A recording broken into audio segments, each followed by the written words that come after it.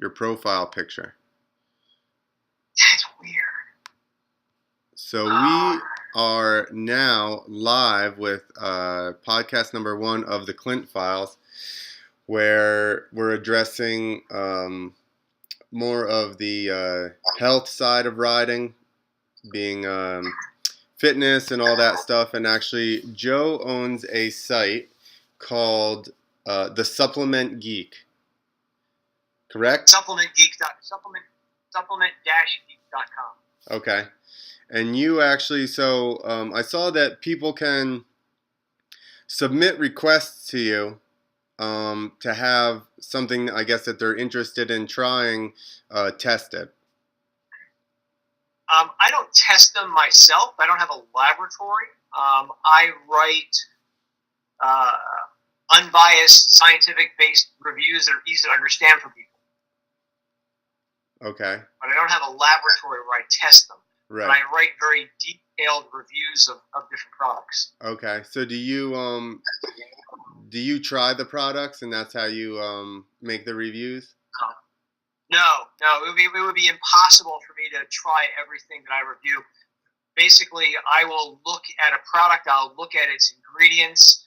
I will deconstruct the product according to the science on its ingredients. So if a product has 10 different ingredients, I'll show you the science on each of those individual ingredients.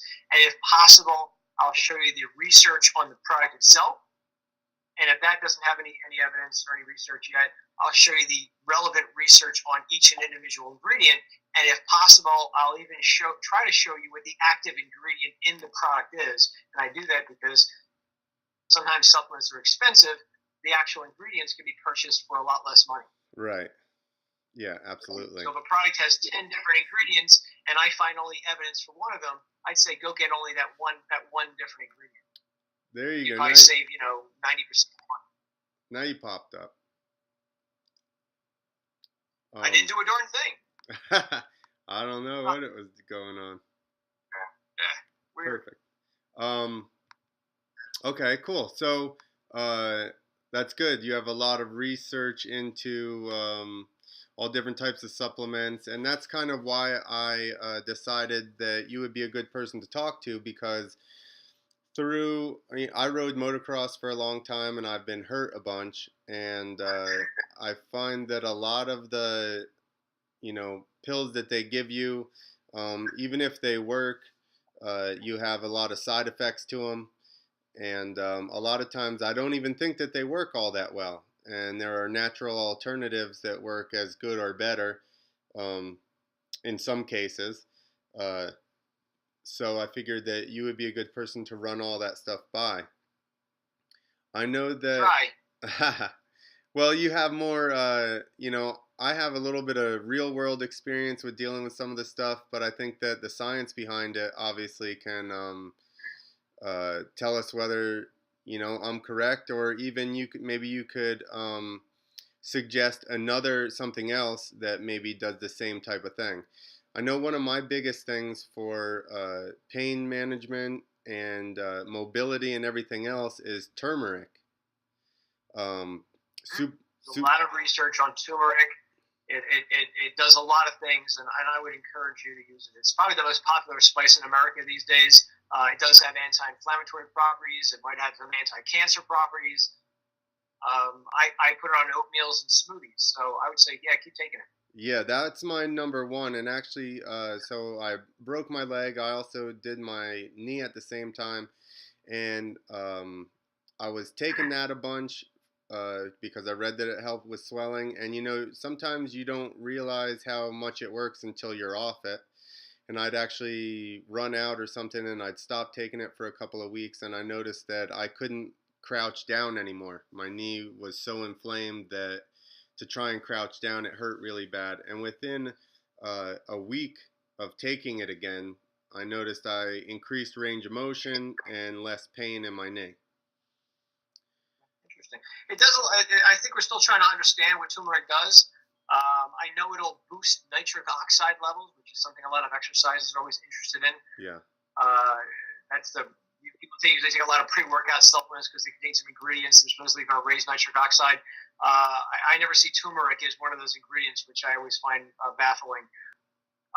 But that may be part of the reason why it works, as it increases nitric oxide levels. It allows more blood flow and other nutrients to get to where it's got to get to, and maybe that helps promote healing in some ways. So yeah, I think it's a good thing. The only people who would probably say would steer clear of it are people who may have kidney stones or gallbladder problems. It might actually exacerbate those conditions. But if you're, other than that, you're pretty safe herbal product. Okay, perfect. Yeah, that's what I was going to ask. I mean, because I do, when I'm taking it, I take a fair amount, or I take it often, and I know that you had just done, or I don't know that you just did it, but I did see an article on your site that was talking about natural supplements and liver toxicity, because like you addressed in there, a lot of times you don't think because it's natural that it's going to adversely affect you like that. Right. Yeah, I've been noticing various supplements coming up, red flagging for liver problems for several years, and I finally decided, let me just start putting all this stuff down on the web, and so at least you'll have some big hub where you can look down and you can say, hey, this is red flag, this is red flag. As I even said in my review, what are the odds of you or somebody else getting liver problems from some of these different products? I think probably pretty low. But if you are that person who had a liver problem or needed a liver transplant, it's a significant issue. Right. So that's why I decided to throw that out to people so that they knew that natural doesn't always mean safe for everybody.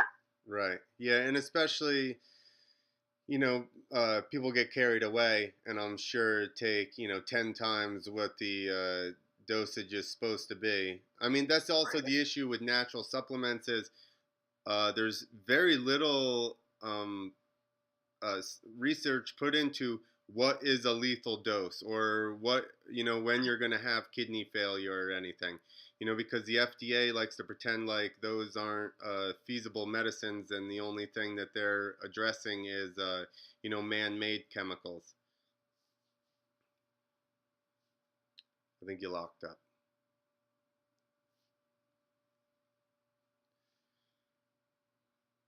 Hold on. We got Joe locked up on us. We'll get him back. Yeah, if they're not going to do the research, it's not going to get done yet. So I like to see the research on the products, and that's sometimes where we can get safety profiles and lethal doses and all that stuff. Right. Do you know of any? I know that I also took Spirulina and Chlorella. For the same thing. I know that it helps with immunity, and also it helps with inflammation as well. Spirulina, I always look at it as just another protein source. They're tiny little animals, and there's some protein in them. Chlorella's got some chlorophyll in it. That's probably going to have some health benefits. But I don't think the research is totally there yet. It won't hurt anybody, as far as I've ever seen. But I'd like to see more research on both of those things. When it comes to immune health, I think sometimes the simple stuff is probably the best stuff. Besides washing your hands and using Purell and stuff like that. But get some exercise, because we know that there's well over 150 years of research that shows regular exercise bolsters the immune system, bolsters anti-cancer immune cells, etc., and reduces our risk of the common cold and other conditions. Also, eating more fruits and vegetables. You eat fruits and vegetables, your immune system tends to get ramped up from that. And also, we tend to underestimate sleep, but sleep does help the immune system. We get a nice little jolt of growth hormone in the middle of the night, or usually around 12 to 4 a.m., growth hormone helps the immune system stay healthy. So sometimes simple things can work just as well as some of the more esoteric things out there. Awesome. And have you looked into kratom at all, as far as pain relief? I sometimes say I have the only unbiased review of kratom on the internet. I took a look at it last year, and I update it every time I see new research coming out on it. If you were just Google Kratom review and Supplement Geek, you'd see it. It's around 3,000 or 4,000 words. I went through the research. Bottom line, I don't see any human research on that herbal product right now. I'm hoping to see research.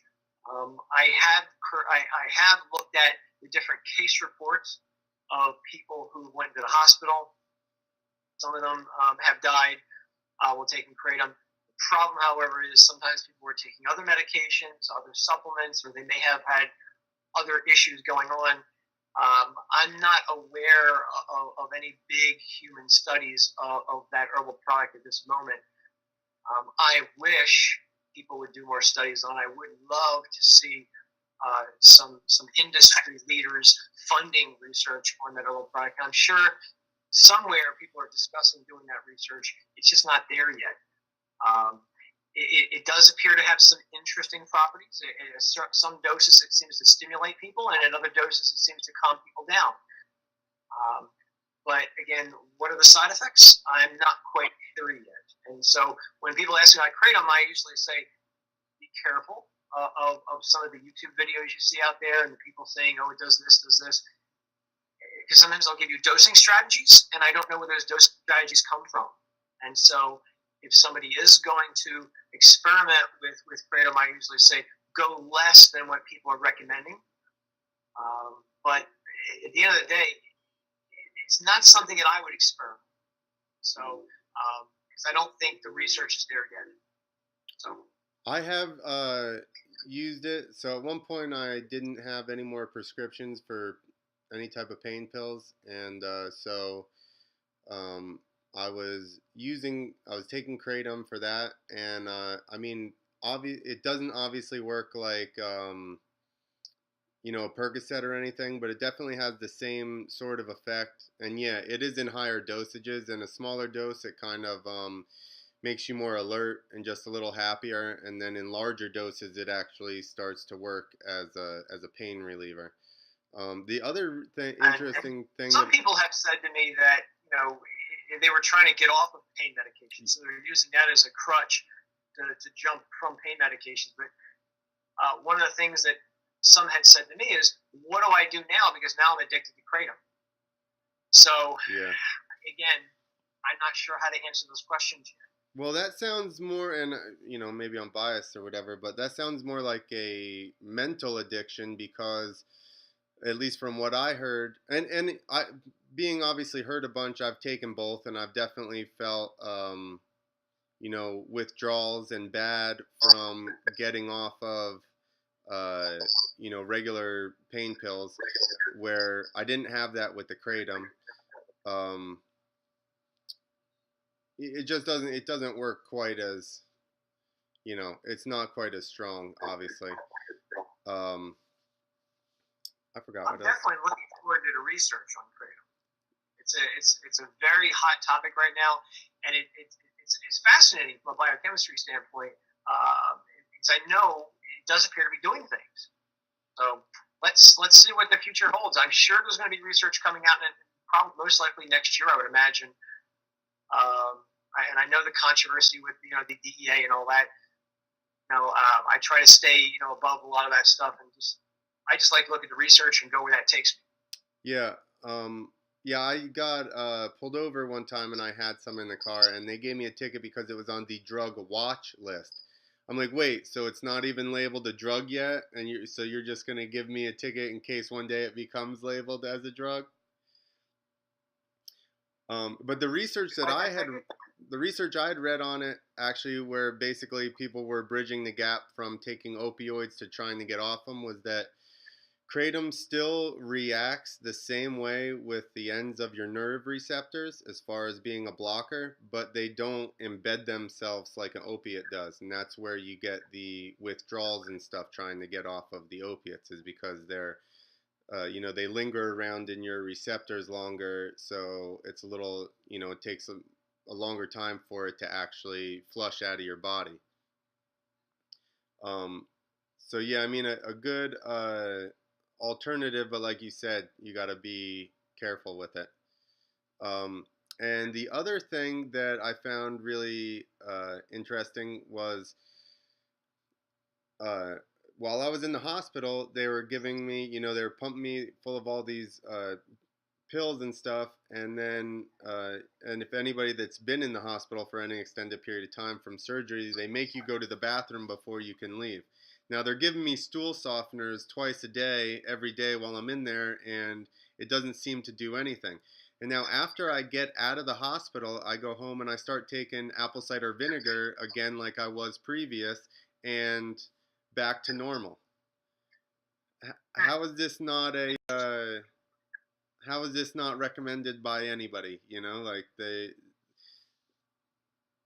I feel like the Yeah, hospitals. Go ahead. I hear you. Not a bunch of well, in terms of apple cider vinegar, not a bunch of research on that as far as I have seen.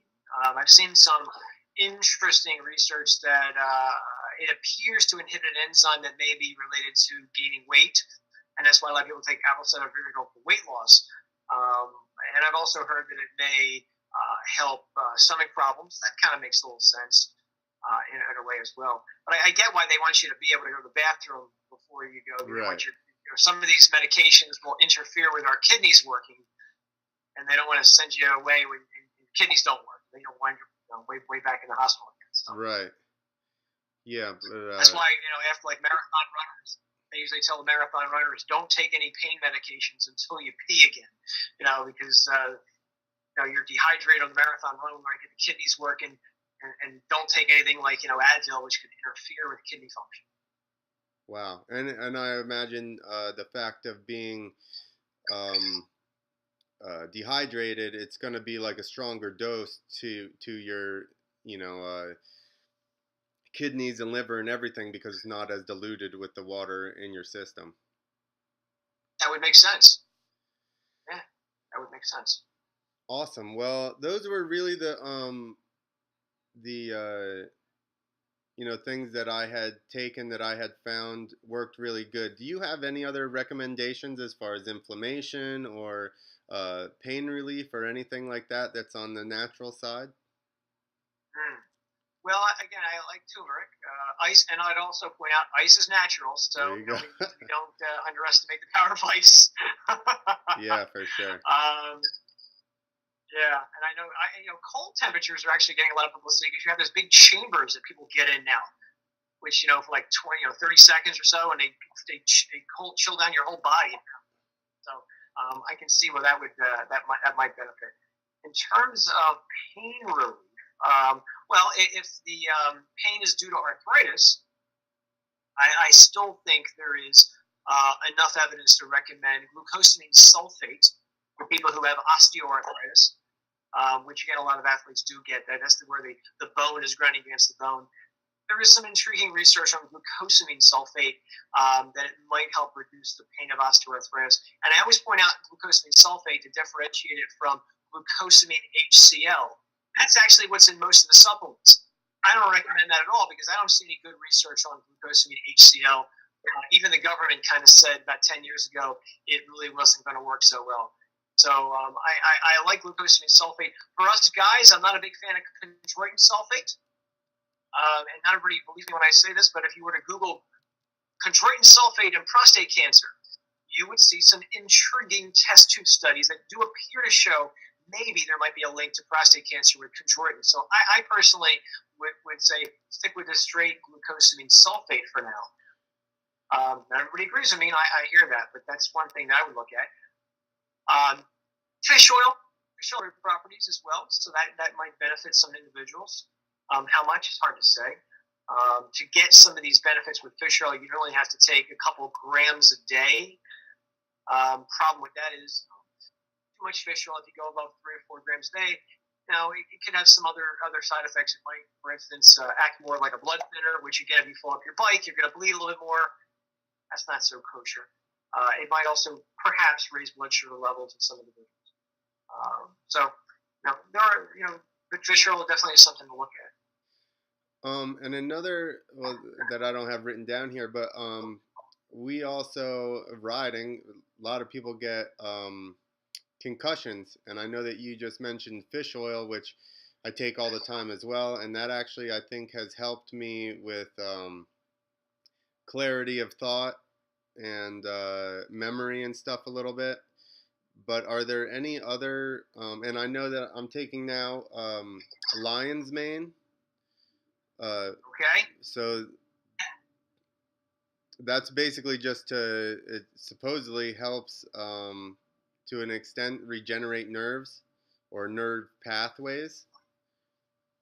Lion's mane. Yeah. I'm gonna write that one down. Yeah, it's just a mushroom.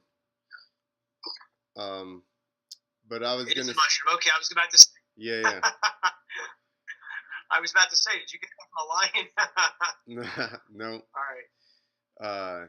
Yeah. So lion's mane and a lot of mushrooms and stuff like that are supposed to help with regeneration of nerves and nerve pathways, which I basically bought a bottle for a month's supply, and I think that I'm almost done with it, and I think to some extent I'm a little bit clearer thinking and can remember a little bit better.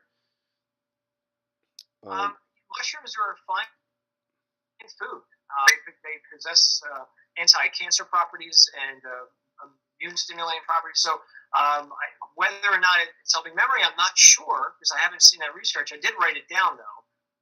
And in terms of concussions, I'm not aware of any of that research.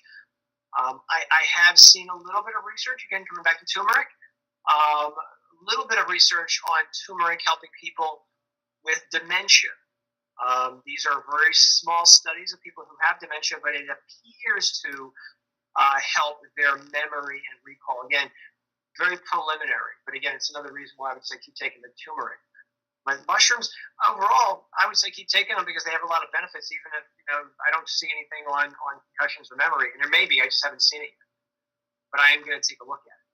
Awesome. Yeah, and the everything that I saw didn't necessarily say anything specifically about concussions, but just I noticed it was talking about like your brain fog and this and that, which I think comes along with it. And I've a lot of times I didn't actually notice anything. I did have one concussion where I actually noticed afterwards. I was like, okay, that one definitely slowed me down a little bit. So I have been looking into a ton of anything to help cognitive function, and beyond that actually try and regenerate the nerve pathways, because I think that's a lot of the issue when you have trauma to the brain. Sure. And the good news is we can grow new brain cells. They used to say, back in the 80s and before that, oh, you can't. No, we know that you can grow brain cells. So one of the things I would say is regular aerobic exercise. We know there's an intimate relationship between brain health and heart health. So it's good for one is going to be good for the other. So that's one thing I would say. Take a walk, go jogging, ride a bicycle, something to get the heart pumping. That's good. That's definitely going to help. Again, how it helps, not so sure about that yet, but we just know it does. And again, you have all these gaming systems out there now, which are supposedly going to help our memory. Not so sure if they work or not. They can't hurt, but it could be. You don't necessarily have to use the proprietary thing you've all heard of, but simply trying to write with your opposite hand, I would imagine could help, or taking a different route to work. Stuff like that is probably going to help your memory as well. Awesome. Yeah, I had a friend that while he was recovering from a bad concussion, the doctor told him to play video games because, like you said, it helped his hand-eye coordination and made his brain try and think at a high level without there being physical consequences. Yeah, exactly. That makes a lot of sense. One good reason to play video games. Yeah, finally one. Yes. Well, awesome. I think we covered some stuff, and like even the turmeric opening up your blood vessels and all that. That's something that I was unaware of. So that's good to add.